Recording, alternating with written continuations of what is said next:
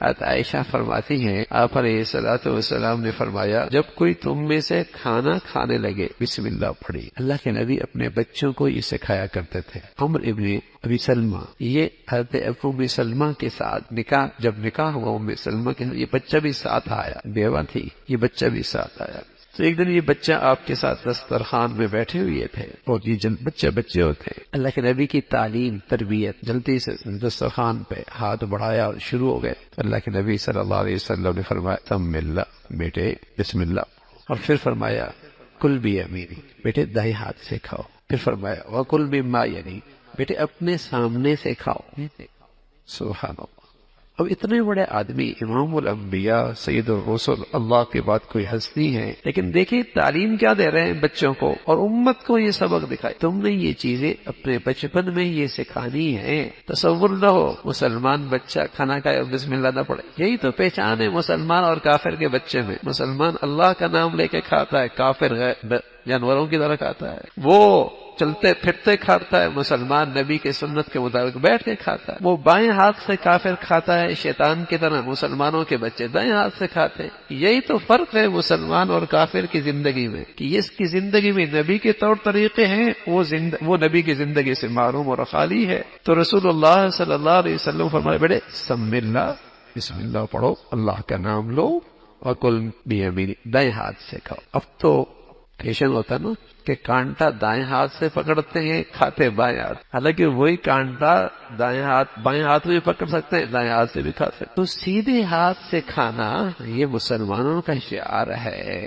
یہ بسم اللہ کہہ کے پڑھنا یہ مسلمانوں کا طرز عمل ہے۔ مسلمان کافر کی زندگی سے ہر لحاظ سے مختلف ہے، کوئی چیز اس کی کافر کے ساتھ نہیں میل کھاتی، اور اللہ کے نبی کو غیرت آتی ہے کہ مسلمان کوئی کام ایسا کرے جو کافروں کی طرح ہے۔ جب آپ علیہ الصلوۃ والسلام مدینہ تشریف لائے تو آپ کو پتہ چلا کہ 10 محرم کو یہودی روزہ رکھتے ہیں۔ وہ کہتے ہیں کہ اس دن موسیٰ علیہ الصلوۃ والسلام کو فرعونیوں سے نجات ملی، تو ہم اس خوشی میں اور حضرت موسیٰ سے محبت کے اظہار میں روزہ رکھتے ہیں۔ آپ علیہ الصلوۃ والسلام نے فرمایا اچھا یہودی مدینہ والے 10 کو روزہ رکھتے ہیں، تو مسلمانوں سے کہا اگر میں آئندہ سال رہا تو ہم 10 کو صرف نہیں رکھیں گے، ہم 9 کو بھی رکھیں گے، 10 کو بھی رکھیں گے، اور کوئی اگر 10 کو 9 کو نہ رکھ سکے تو 11 کو رکھ لے۔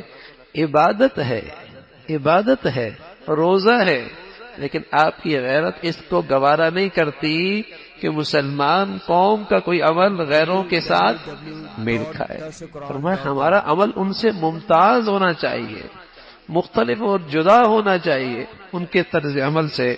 آپ علیہ الصلوۃ والسلام نے فرمایا ہم 9 کو بھی رکھیں گے، 10 کو بھی رکھیں گے، اس لیے کہ ہم الگ قوم ہے۔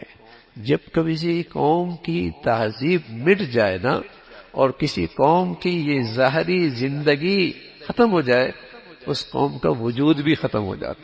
آج کفرستان میں جو مسلمان اس ظاہری زندگی کو بچا کے بیٹھے ہیں ان کی اولادیں آج مسلمان ہیں، اور جن مسلمانوں نے اپنا یہ ظاہری زندگی اسلام کے چھوڑ دی ہے آج ان کی اولادیں غیر مسلم ہو گئی۔ جب کوئی قوم اپنا ظاہری اسلام چھوڑ بیٹھتی ہے، یہ جو لوگ کہتے ہیں نا کہ بس دل میں اسلام کافی ہے، جن لوگوں نے اپنا یہ ظاہری طور طریقے اسلام کے چھوڑ دیے ان کی اولادیں آج کفرستان میں کافر ہو گئی ہے۔ اور جو مسلمان چاہے وہ انگلینڈ میں ہیں، آسٹریلیا میں ہیں، افریقہ میں ہیں، دنیا کے کسی خطے میں ہیں، اپنا ظاہری تشخص باقی رکھا ہوا ہے، الحمدللہ ان کی اولادیں آج بھی محفوظ ہیں، آج بھی اس کفرستان کے اندر بھی محفوظ ہیں، اس لیے کہ یہ ظاہری طور طریقے اندر کی حفاظت کا ذریعہ ہیں۔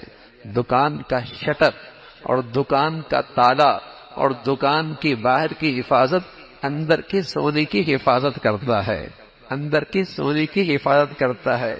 اسی طرح یہ ظاہری طور طریقے مسلمانوں کے اندر کی ایمان کی حفاظت کرتے ہیں۔ اگر پرندے کے پر کاٹ دیے جائیں تو اس کا وجود خطرے میں آ جائے گا۔ کوئی کتا، کوئی بلی، کوئی گاڑی، کوئی موٹر سائیکل اسے کچل دے گی، کھا جائے گی، اس کی زندگی خطرے میں ہے۔ لیکن اگر اس کا ظاہر محفوظ ہے، کوئی خطرے کی چیز آئے گی وہ فضا میں اڑ جائے گا، وہ پرندہ فضا میں اڑ جائے گا۔ اسی طرح مسلمان ہے، جب اس کا ظاہر بھی اسلام میں ڈلا ہوتا ہے، کوئی چوہا کوئی بلی آئے گی یہ اڑ جائے گا اور اس کی پرواز بلند رہے گی، لیکن اگر اس کا یہ ظاہری تشخص ختم کر دیا جائے تو اس کا وجود بھی خطرے میں آ جائے۔ اس لیے پیغمبر علیہ الصلوۃ والسلام جو ہمیں زندگی دے کر گئے، اس کا تعلق ہمارے اندر سے بھی ہے، روح سے بھی ہے، ایمان سے بھی ہے، اور اس کا تعلق اس ظاہر سے بھی ہے کہ مسلمان اپنے لباس میں، اپنے پوشاک میں، اپنے کھانے میں، اپنے پینے میں، اپنے رہن میں، اپنے صحن میں، اپنے اٹھنے بیٹھنے میں، اپنے خوشی غمیوں میں یہ کافروں سے مختلف رہے، الگ رہے، یہ اپنی زندگی اختیار کرے تاکہ ہمیشہ اس کی پہچان اور اس کا تشخص باقی رہے۔